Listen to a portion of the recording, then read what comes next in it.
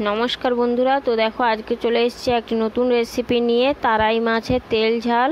তো তারাই মাছের তেল ঝাল বানানোর জন্য দেখো এরকম প্রথমে কড়াইতে তেল নিয়ে নিয়েছি। এই তেলে দেখো কালো সর্ষে দিয়ে দিলাম।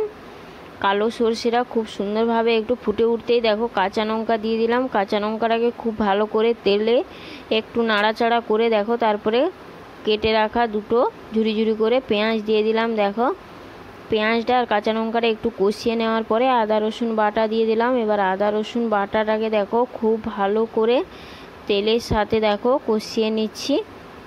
মশলাটা যত ভালো করে কষানো হবে ততই কিন্তু খেতে ভালো লাগবে। তো দেখো মশলার গা থেকে তেল ছেড়ে যাওয়ার পরে শুকনো লঙ্কার গুঁড়ো দিয়ে দিলাম, হলুদের গুঁড়ো দিয়ে দিলাম, আর এইদিকে দেখো গোলমরিচের গুঁড়ো আর লঙ্কার গুঁড়ো দিয়ে দিলাম। এখানে অবশ্যই লঙ্কার পরিমাণটা একটু বেশি রাখতে হবে, তাতে করে এটা খেতেও খুবই ভালো লাগবে।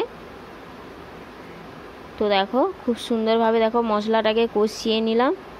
দেখো কত সুন্দর কালারটা চলে আসছে, মশলার গা থেকে কিন্তু তেলও ছেড়ে গেছে। এই অবস্থাতে দেখো একটা টমেটো কেটে খুব ভালো করে দিয়ে দিলাম। দেখো মশলার সাথে টমেটোটাকে খুব ভালো করে কষিয়ে নিচ্ছি। দেখো গ্যাসের আঁচটাকে লো টু মিডিয়ামে করে এইভাবে কষানোর পরে পরিমাণ মতো লবণ দিয়ে দিলাম। এবারে দেখো তারাই মাছগুলো দিয়ে দিলাম। আমি কিন্তু আগে থেকে তারাই মাছগুলো লবণটা মাখিয়ে রেখেছিলাম। দেখো আবারও খুব ভালো করে কিন্তু মশলার সাথে একটু পাক খাইয়ে দিচ্ছি। দেখো দেখতেই পাচ্ছ এটা কত সুন্দর হচ্ছে। এইরকম যদি মাছ ভাজা না করে এইরকম রান্না করো তাহলে কিন্তু আমি কথা দিচ্ছি এটার স্বাদ কিন্তু সম্পূর্ণ আলাদা, আর এটা খেতেও কিন্তু খুবই ভালো হয়। তো দেখো এবারে পরিমাণ মতো জল দিয়ে দিলাম। অবশ্যই খুব ভালো করে কষাতে হবে। কষানোর পরে জল দিয়ে দিলাম। এবারে দেখো ঢাকনা লাগিয়ে প্রায় 5 মিনিট খুব ভালো করে রান্নাটা হতে দেব, যাতে করে মাছটা খুব ভালো করে সেদ্ধ হয়ে যায়।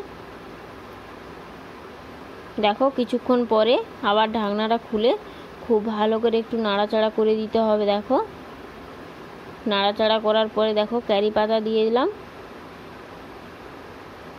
ওপর থেকে ক্যারি পাতা ছড়িয়ে আবারও ঢাকনাটা কিছুক্ষণের জন্য লাগিয়ে দেব। আবারও মাছটাকে খুব ভালো করে একটু সেদ্ধ হতে দেব। দেখো কত সুন্দর হয়ে গেছে, এর কালারটাও কত সুন্দর চেঞ্জ হয়ে গেছে। দেখতেই পাচ্ছ এটা কত সুন্দর একটা কালারটা দেখো এসছে। তো এটা কিন্তু খুবই সুন্দর খেতে, আর এটা কিন্তু দুর্দান্ত স্বাদের হয়। দেখতেও যেমনই সুন্দর, খেতেও কিন্তু অসাধারণ লাগে। আর এটা পরিমাণটা একটু ঝালের জন্য এটা কিন্তু খেতে আরও বেশি ভালো লাগে।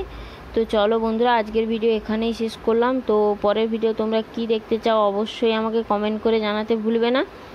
আর পরের ভিডিও তোমরা কি দেখতে চাও সেটা অবশ্যই আমাকে জানাবে। তো চলো টাটা বাই বাই, পরের ভিডিও নিয়ে ফিরে আসছি।